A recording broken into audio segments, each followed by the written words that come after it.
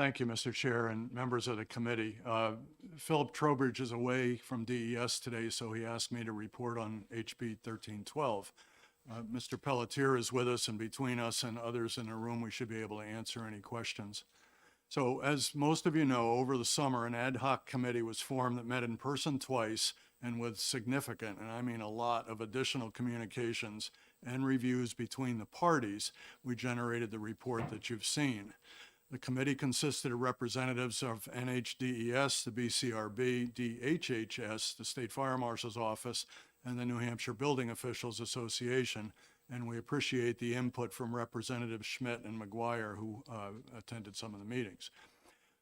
You'll recall that in addressing questions as to the required size of grease interceptors, HB 1312 also resulted in a conflict with RSA 155A2X, which prohibits state agencies from amending the building code. So we tried to deal with both of those issues. The factual basis and a summary of the conflicts, the issues that come up on the table, are laid out in the report. I'll summarize the action steps that came out of the exercise here, which we get into in more detail in the report. So there are 9 steps that we all agreed on.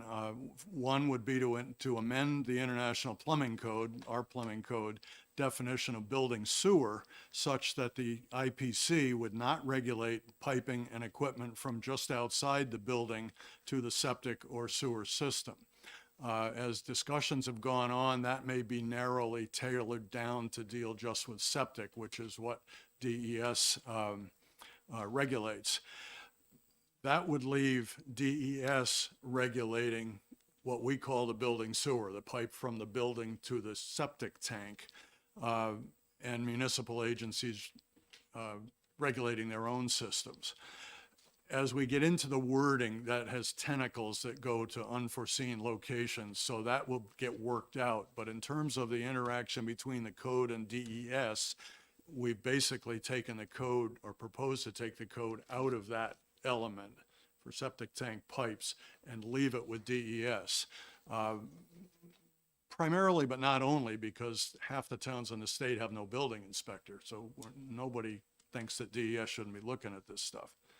We would also amend the IPC such that if an interior or hydromechanical separator is the only separator provided, DES approval would be required in addition to the plumbing code. We'd address the IPC to address a technical issue with drainage from certain restaurant sinks when hydromechanical interceptors are used. That just gets into when you need an indirect drain and a direct drain, and it was sort of a sub issue that came out of all of this. DES would amend their rules to explicitly permit interior hydromechanical separators for certain small occupancies, and the listing of the conditions for that are in the report. These are occupancies where currently this approach is normally permitted by waiver. They would write that into the rules so it would be permitted by right. DES would also amend their rules to more explicitly address grease interceptors in the waiver program, so you don't have to sort of know what's going on before you get into this. They would also amend their rules to permit a minimum 500-gallon size for exterior gravity-type interceptors, but retain the current 36-hour detention time. That argument and the defense of that is in the report, and I believe that the folks with us today can get into it in more detail if needed. DES will review various reference standards in their rules and in the IPC. So there are standards written by others on how to build a gravity tank. They reference different standards and try and bring those together. So we would either amend one set of rules or the other so that they would both say the same thing, ideally.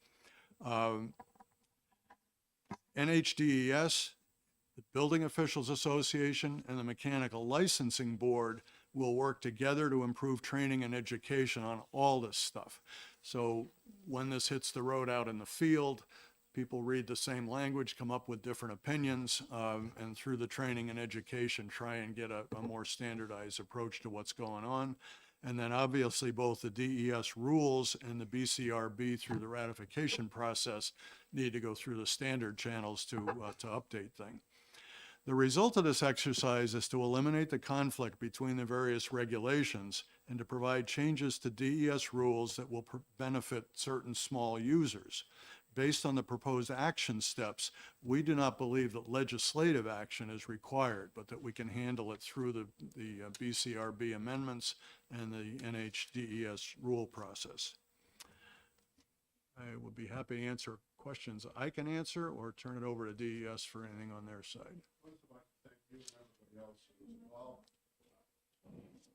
First, I'd like to thank you and everybody else who was involved in this effort and for what you've done. I think, at least I believe that this is, going to be it will eliminate some confusion and provide flexibility for small businesses, which is good. Does anybody have questions?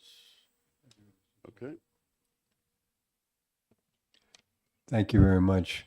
And I'm personally very grateful to the people involved, and many of whom are here today, for the very hard work that it was put in by all of you and in this working group.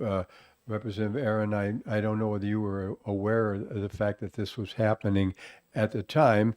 You weren't able to make either of the two meetings, but I can assure you, having participated in both of them, that there was a very significant amount of expertise involved and experience on the part of the people who were there.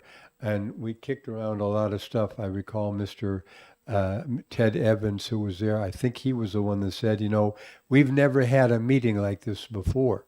And I think that the fact that this group did come together is indicative of not only the willingness to address the situation, but the recognition on the part of the parties involved that this is a real issue, and the fact that one of your conclusions, Mr. Sherman, is that legislation will not be required.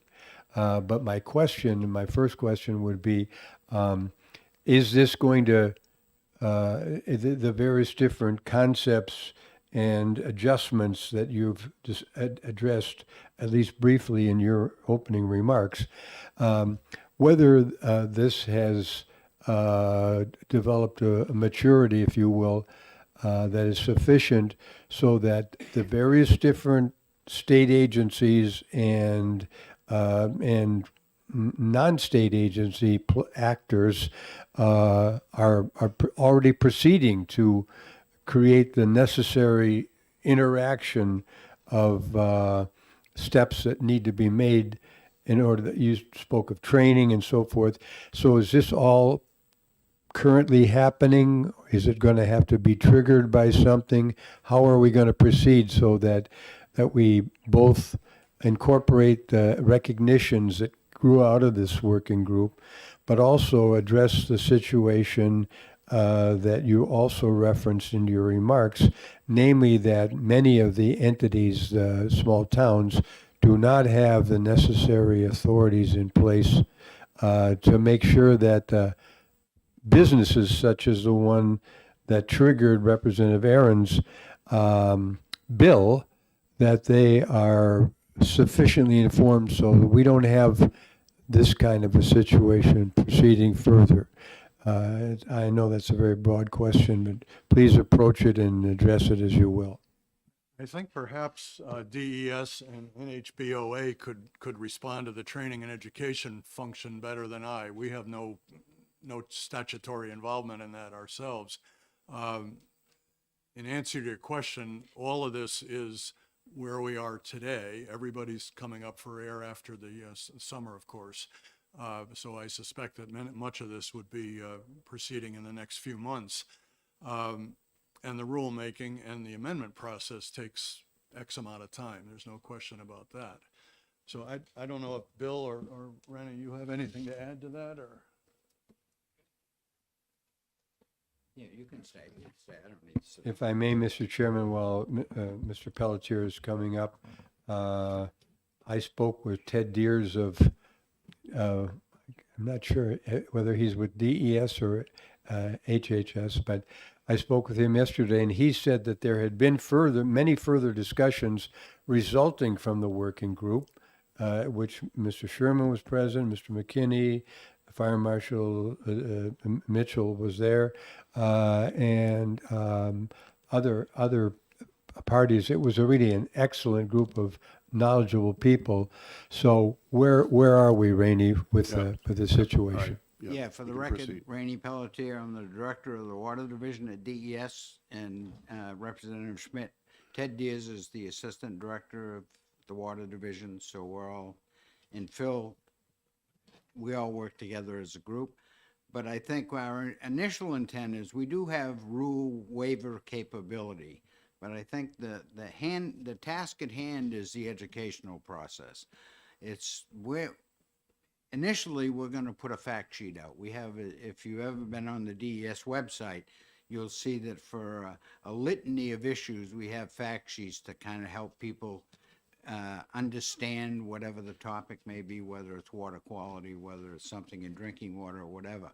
But our intent is to do a fact sheet on grease to try and explain the issues. We work hand in hand with HH&S, the food licensing program. Would certainly share that fact sheet with them as well. And I think now that we've kind of, as a group, which I did not participate in, but Phil Trowbridge, as you know, did. He's the land resource manager at DES.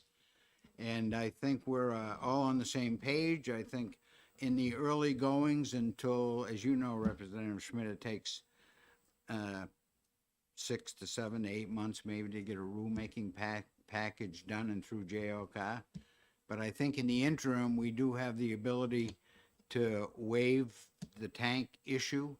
And as you know, I think it's a process of educating our staff, so when our inspectors go out, we're not having the issue that happened in Goshen. So I think we've got a good handle on it. I think everybody's on the same page, and I see it moving forward, I think, relatively smoothly. And I think if we get a problem where there's negative interaction, which I can assure you I will make sure our staff are all educated on where we're going with this. So I don't see that as a problem. But I think we're wide open to getting people through the process in the interim, and then have it very definitive in our rules package so someone can pick up the document, understand when a waiver is available, how you get a waiver, and move forward. So I think we've come to a good conclusion, and I don't think the situation that arose that Representative Aaron brought to our attention will happen again. I think we've all educated ourselves, so I think that should be not an issue. Okay, thank you. When the fact sheet comes out, could you please send it to the committee? I can do that. Great, thank you.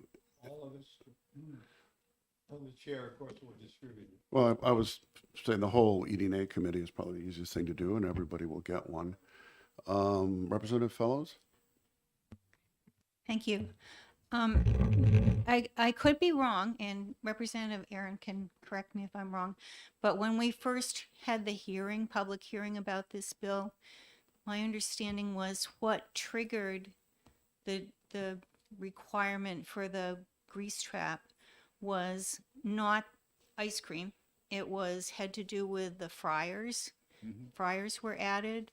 So, but as we went through the discussion, we kind of came to the conclusion that really the ice cream, hard ice cream, was more of an issue than the fryers.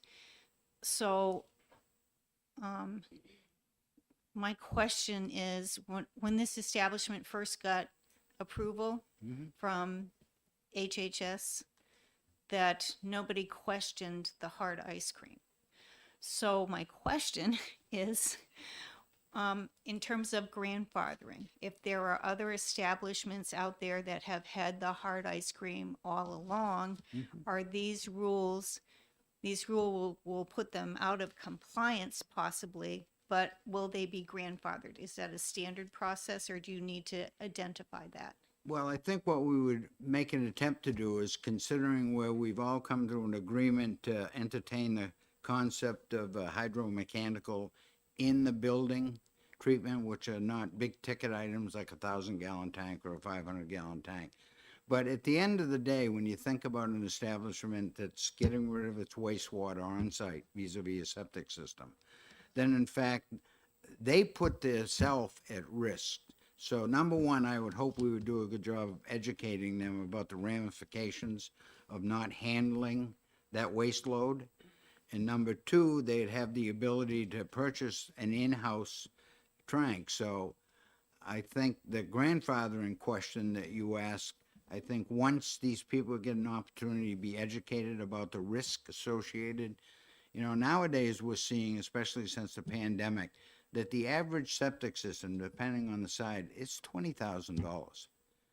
So if people get in a situation where the system fails, it's going to be a lot more cost effective to spend $500 or whatever on a grease trap. So our first attempt would be to try and educate and not regulate. I think at DES we try and do that in all venues and all media that we deal with.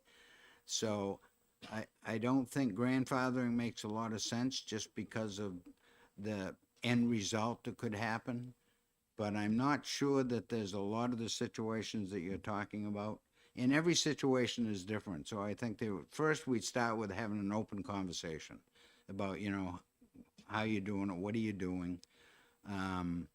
But it may very well be once we make them aware of the risk that we may in fact grandfather, and depending on the facility and the type of use. But I think it benefits everyone to be educated on what the ramifications are of what kind of wastewater they're discharging if they obviously have an on-site septic system, and then see how that dialogue goes.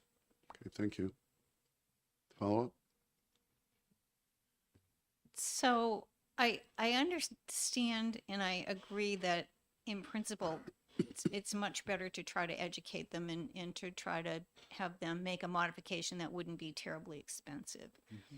But isn't it, I know that just septic tanks that are in place, I know about homes, I don't really know about businesses, but you get grandfathered. So, my septic tank was put in like 40 years ago, and for a house, and it would, if you were building the same house today, they'd tell me to get a bigger one. Yep.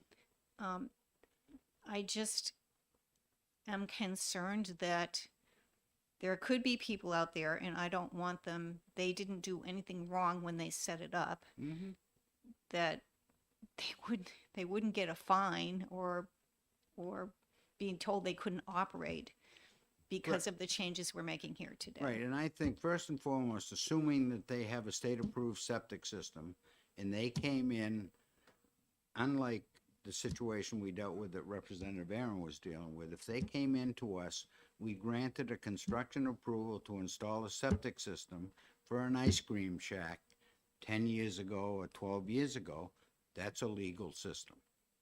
So what we would do is we would try and educate them and say the benefits, but I don't think we would be in there with blazing guns saying you got to put a grease trap in.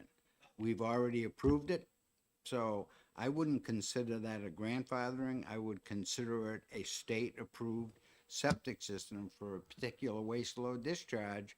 And if that permit that we approved was for an ice cream stand, then they're legal. So if I could ask a question that might clarify this. So correct me if I'm wrong, but my understanding is there's nothing in the proposed rule changes that would be more restrictive than what exists today. Is that correct? No, what it does is it opens up more options of what's available. So if something is legal and was granted a permit today, nothing in this would revoke that. Nope. Okay, thank you. Any other questions? Representative Schmidt. Thank you, Mr. Chairman. And thank you for your question, because the one thing that I think we all would be concerned about is if we say, well, this educational process that you're both speaking about, and I imagine that you're in the process or will shortly be in the process of generating some bulletins and other educational materials for your inspectors and for the general public, for contractors, plumbers, and so forth.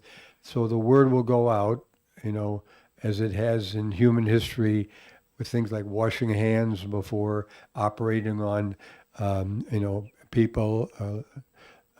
I could go on for hours about that topic, but the thing is that we don't want to step aside from legislative steps as you're recommending, without some firm understanding that the departments, the agencies, and so forth are going to be following up very quickly, and that there will be something that will cross our desks in the fullness of time, hopefully not long time, that will make sure that we're getting this done. Because I'm wondering, the people that triggered Representative Aaron's bill, they wound up having to bite the bullet on a 1,000-gallon grease trap. Now they're well protected in the future, almost no matter what they do. But how many other businesses are potentially in jeopardy of having this kind of? It was not overreach; it was a misunderstanding, I think, of what all the aspects were. Given the discussion that this working group had, a lot of, you can't get there from here. And the net effect was that this particular business and potentially other businesses are also in jeopardy of being misinformed, or maybe having to pony up a lot more money than they should have. So what can we hear here to make sure that this is going forward? Well, I think the different situation is when I was asked the earlier question about the grandfathering issue, assuming that whatever the facility is has a state-approved septic system for that use, then they're legal in perpetuity. Much like you probably got a 750-gallon tank today, we require 1250s. We don't go into houses and say you got to rip your tank out and put in a new one. But if you came in because your system failed, then under the new design criteria, you'd be required to use a 1250. But prior to that, you're legal because you got a construction approval from us. The situation that raised this issue with Representative Aaron was quite different. They originally had an approval for an ice cream shack, and there was a significant change of use. The difference today, though, or in the future, would be there would be this opportunity for an in situ grease trap, depending it met the criteria for what you were going to do with your waste charge. And if you look at the report, there's 3 or 4 issues that would give you availability to that waiver situation. So I think that issue, in this particular case, they probably may not have needed a 1,000-gallon tank. So I think because of the progress made by the committee, that type of scenario I would not envision happening again. And I think that would be addressed because of the conclusions that were arrived at in this ad hoc committee. So I think now we're all on the same page. So the issue is the education part is the big part, is everything we do at DES. And we strive very hard to make that open communication. So we truly philosophically would rather educate than regulate. I mean, that is our ultimate goal. That's an agency philosophy. It always has been. As you know, I've been there my whole career, and we try to work very hard to get out of the regulatory scheme if we can educate first, so we're not at odds with anyone. So the long and the short to that question is, I don't anticipate that what happened with Representative Aaron's issue would happen again. I think just because of the conclusions of the report in the ad hoc committee, that would not happen. And I think the good thing about what came out of the committee was there's going to be very definitive items that rule you into the waiver process. So this is how you get it. So it's not done in a dark room? How do we figure out what the waiver is? There'll be the criteria listed. Be very clear, my staff has already been educated on this. And so it won't be, what do I do? How do I get a waiver? What makes me eligible for a waiver? So I think just in 3 months, we've come a long way in trying to address the situation that happened. Yeah, I appreciate that, and I mean, they've committed to doing certain rulemaking, it's in this report. Yeah. I expect that to happen, and to your concern, I mean, ultimately, if for whatever reason it doesn't happen, there's always the option for legislation in the future, which hopefully we can avoid.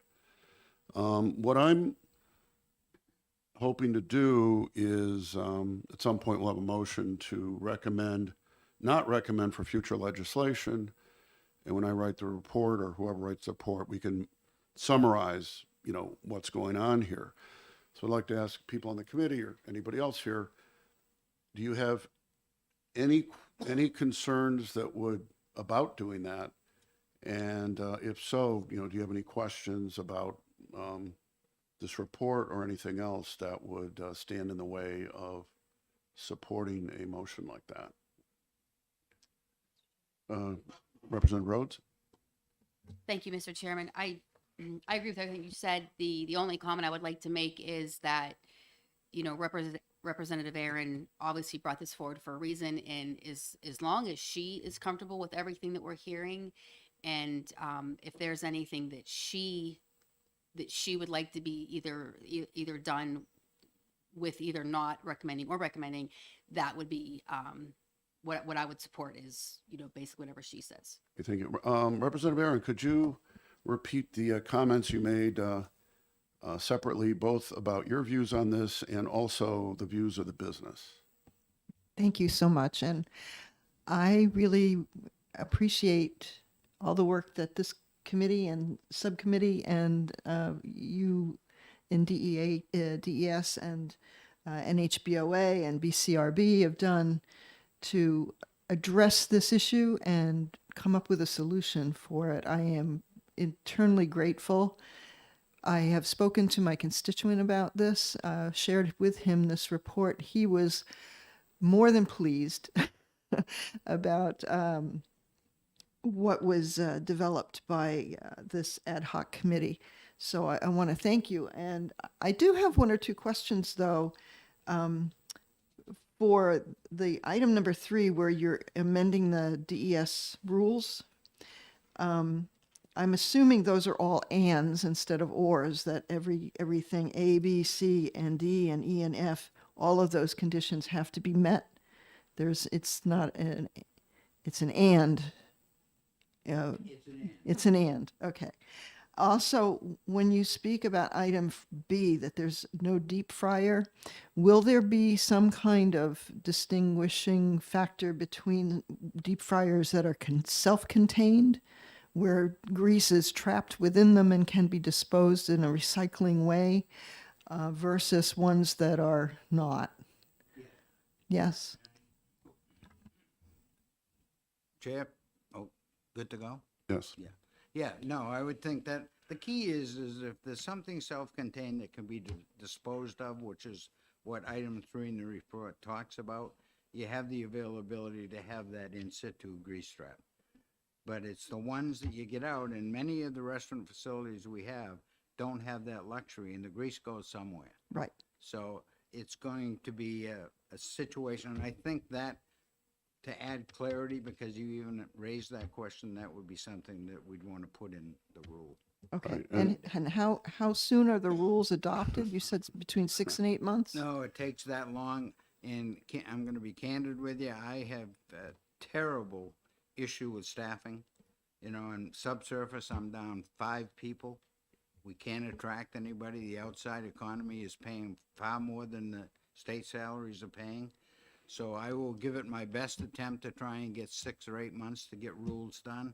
On a good day, rulemaking is a 6-month process. By the time you have public hearings, you have public input, you get the rules drafted, you got to go to JLCA. So at the very minimum, it would be at least a 6-month window.